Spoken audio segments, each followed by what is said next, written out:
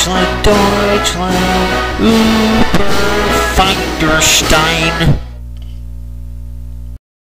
Okay, folks, let's go over this purchase I just made from J&G Sales. I got two Mausers rather than just get one. I figured I'd get two at the same time so we can kind of look at what J&G Sales has to offer. This is the first one here is the K98 Karbiner Mauser. I paid the going rate plus 30 to get a better bore, and they definitely lived up to their name on this one. This is a 1940 model, and I don't know if you're going to be able to see that very well or not, but looks like it's a code 26 or B26. I haven't been able to look it up or find anything yet to figure out, you know, what the actual maker of it is. It doesn't have any swastikas on it. It does have the eagle, but you can't really see the circle and swastika that the eagle is sitting on.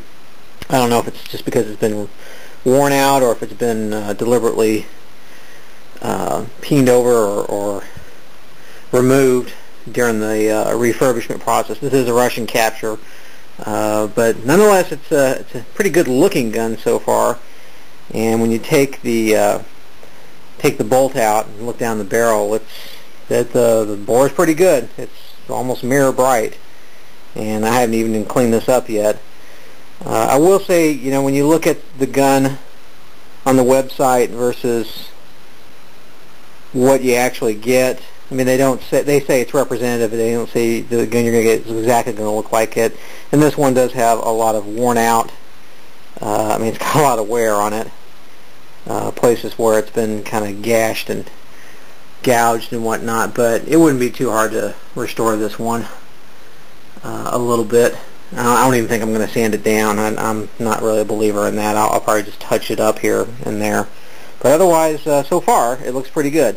And like with most guns from there, it does not come with a hood on the front post or with a cleaning rod, but that's not that big of a deal. You can buy those separately from other places. So anyway, that's the first one. I'll put that down here.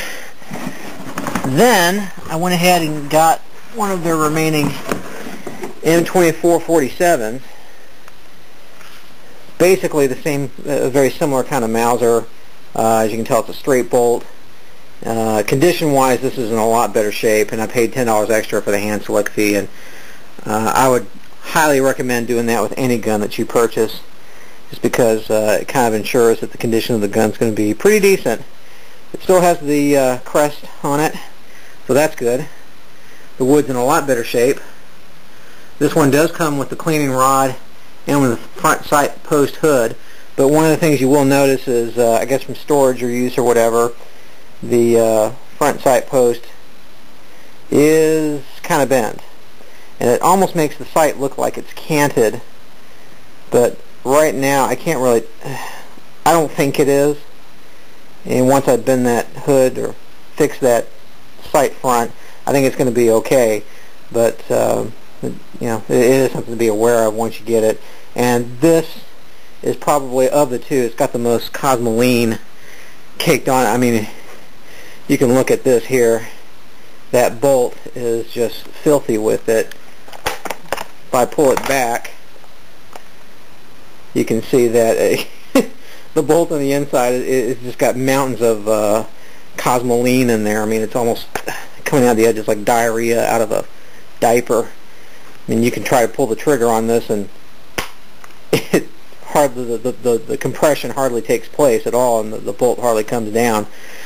I know I'm not supposed to do that, but any of that. So this one has a number on the stock.